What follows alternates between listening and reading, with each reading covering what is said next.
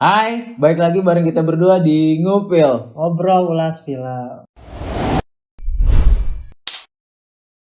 Apa kabar lo? Gua harap lo sehat sih ya. Ya dari segala virus yang ada di dunia ini. Apalagi kan ini lagi musim hujan, jadi jaga-jaga diri aja. Ya, yang rumahnya kebanjiran siaga aja ya. Yo. Tapi rata-rata sekarang udah jarang yang banjir sih ya. Oke, kali ini gue berdua akan ngebahas film drama. Drama SMA Yo, yang tentunya diperankan oleh salah satu aktor seumuran kita lah ya. yang pokoknya ya lu pasti tahu lah ya. Dia nih sering diperanin bareng di film ini sama pasangannya ini gitu. Jadi kalau kita ngelihat dia main sama lawan main yang beda kayak kurang aja gitu ya. Tanpa lama-lama ini dia film Something in Between.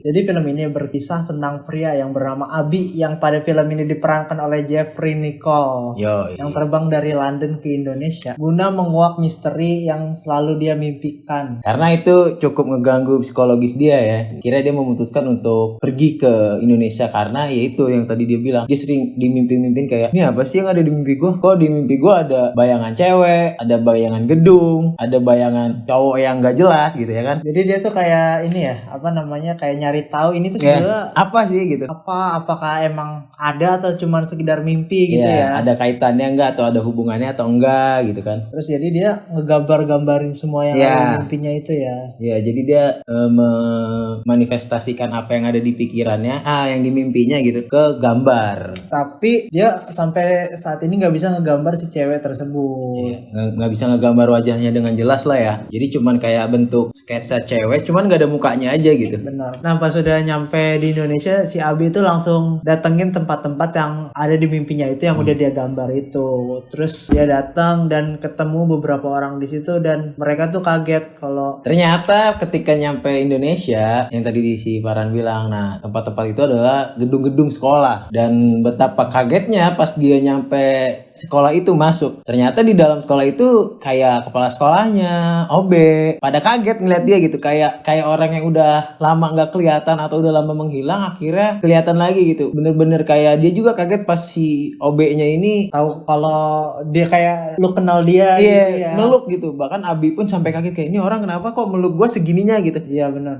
Kayak bener-bener udah lama banget gak ketemu gitu. Jadi yang jaga sekolahnya itu langsung cerita tentang masa lalunya. Iya.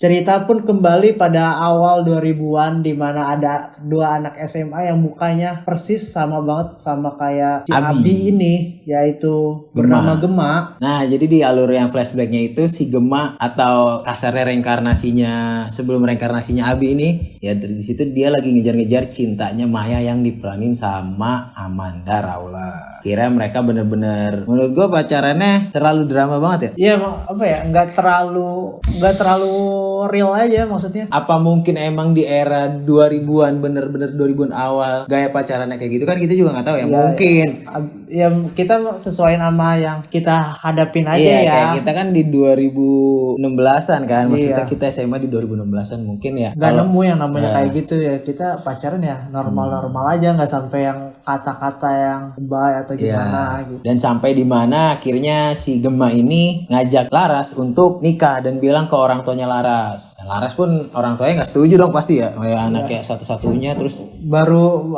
lulus SMA juga belum udah diajak nikah. Dan anjingnya di sini ya si Gemanya gimmick kalau si Larasnya ternyata hamil ya kan.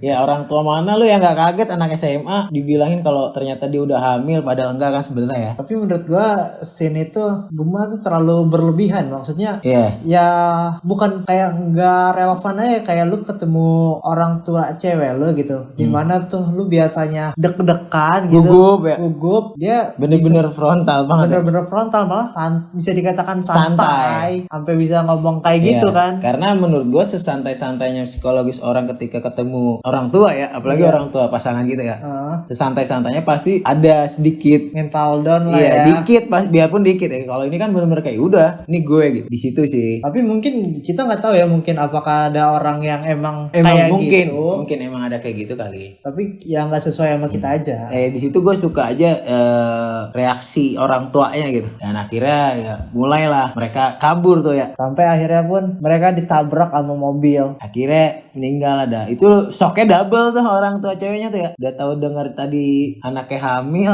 terus sekarang meninggal. Satu. Itu sih. Itu sedihnya double.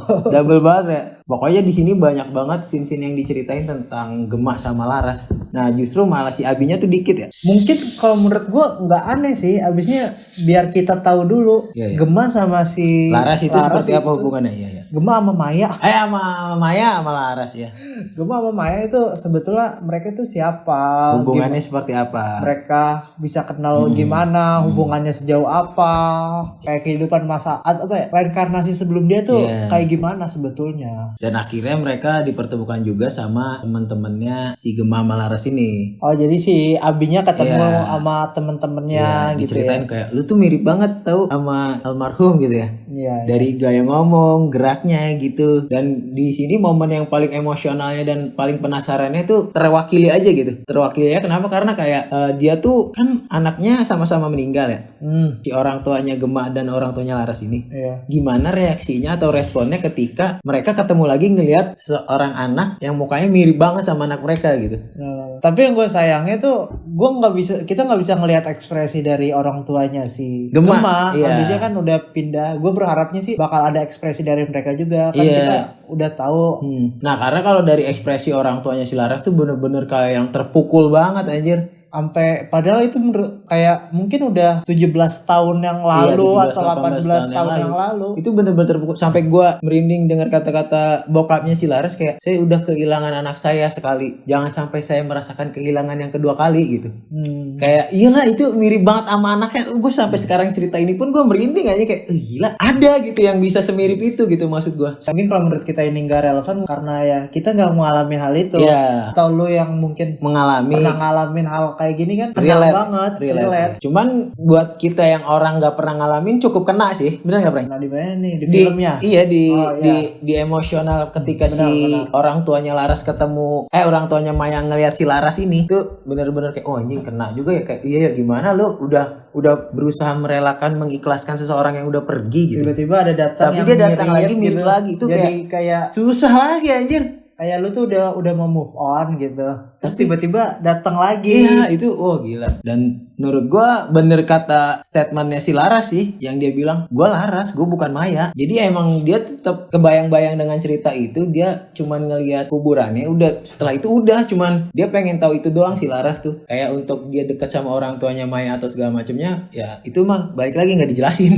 Dan mungkin yang dimaksudkan dari film reinkarnasi ini atau cerita si Maya atau Gemak ini yang sering menghantui pikiran-pikiran si Abi sama Laras ya mungkin karena tujuannya ya itu karena kan mereka punya janji buat cinta kita nggak bisa dipisahin sampai maut, kita bakal tetap cinta ya mungkin tujuannya itu biar kayak lu ketemu nih berdua nih antara Abi sama Laras biar lu saling cinta gitu. Tapi kan semuanya baik lagi itu udah suatu perasaan yang beda anjir, bener gak? Ya benar. Udah suatu perasaan yang beda, udah suatu hal yang beda gitu. Orangnya itu pun beda. Jadi ya mungkin fisiknya doang yang sama ya kan, tapi kan dari segi perasaan atau apapunnya beda. Kayak si Abi nggak pernah ketemu si Laras sama sekali, nggak pernah tahu si Laras sama sekali, akhirnya ketemu, masa dipaksakan jatuh cinta kan? Dan akhirnya balik lagi ke scene terakhir yang Abi mau balik lagi ke London kan, di situ kayak tiba-tiba kedengar suara Laras bilang Abi. mungkin bakalan ada sequelnya. Ternyata udah hampir 4 tahun ya, 3 tahun ya 2018. Iya 3 tahun ya. Ternyata udah hampir 3 tahun kita nggak nemu sequelnya. Gue berharap mungkin sih belum ya. Lanjut lah. Gua kenapa pengen sequel ini ada terus dan lanjut karena masih kentang banget tau nggak? Ya, endingnya masih belum jelas. Karena maksud gua scene-nya ini kebanyakan di Gemak sama Maya, sedangkan kan main course-nya kan Abi yang ke situ datang nyariin si Gemak sama Maya gitu. Dan gua tuh pengen kayak kejelasan si Abi tuh kayak gimana sih, maksudnya apakah dia gimana kan? Ya menurut gua dari segi sinematografi dan pengadegannya cukup lumayan karena ya diperankan lagi sama Jeffrey Nichols sama Amanda Rawls. Ya dimana chemistry-nya udah dari film-film. Mungkin kalau bukan mereka yang mainin kayak kurang nyampe aja kali ya, mungkin ya. Benar. Mungkin ya nggak tahu juga ya kan. Cuman menurut gue yang bikin jadi point of view paling kuatnya itu diperaninnya sama Amanda Rawls dan Jeffrey Nichols. Cuman ya itu yang gue suka alur episodis maju mundurnya nyambung sih. Kayak kita nggak dibikin beribet memahaminya, kayak ini ketika lagi cerita ini langsung flashbacknya ke sini gitu. Jadi kita langsung paham aja gitu, itu sih. Dan ya kita nggak pernah lupa untuk ngebahas ini dari video-video sebelumnya ya. Scene-scene terbaik menurut kita gitu. Bener nggak, Frank? Kalau menurut gue scene terbaik ya, gue bingung, Frank. Karena menurut gue semua hampir sama gitu. Nggak ada yang spesial banget menurut gue ya. Semua sama bagus gitu. Dari scene awal sampai scene akhir semua bagus. Cuman yang menurut gue ngebekas banget atau spesial banget kayaknya nggak ada gitu. Belum ada yang menurut gue ini scene-nya wah banget. Mungkin tadinya ada yang scene sebelum dia kecelakaan yang motornya itu dia lagi boncengan naik motor, tapi itu juga kurang. Wah udah gitu scene gitu tadinya kan kayak haru seneng gitu kan, terus ditabrak kayak sedih gitu. Jadi menurut gue sih nggak ada ya scene yang favorit menurut gue. Film yang ditulis oleh Mbak Titin Watimena dan disutradari oleh Mas Asep Kusdinar ini dapat rating yang cukup lumayan gede dari IMDb, yaitu 7,3. Lumayan gede, tapi yang menurut gue aneh tuh kemarin pas kita ngomongin Story of Kale, di situ rating dia tuh cuma 6,4. Dimana menurut gue Story of Kale itu harusnya bisa lebih bagus dari film ini.